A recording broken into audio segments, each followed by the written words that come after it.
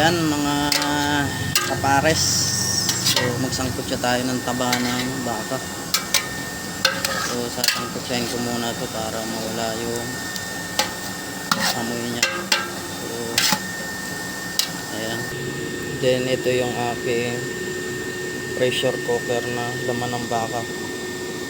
So ayan, na pressure cooker ko na yan.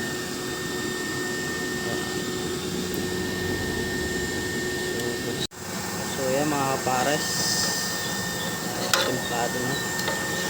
So ayan yung ating mga taba-taba.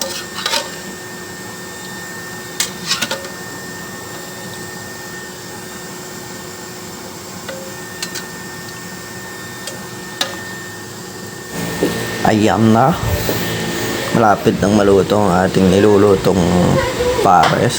So ayan yung mga taba, nagsisilutangan na. Oh no!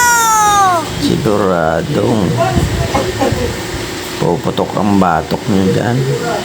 So ayan, malapit na siyang maluto guys. So yung laman yan, ayan, na pressure cooker ko na yan, malambot na rin yan. So hiwa-hiway na lang.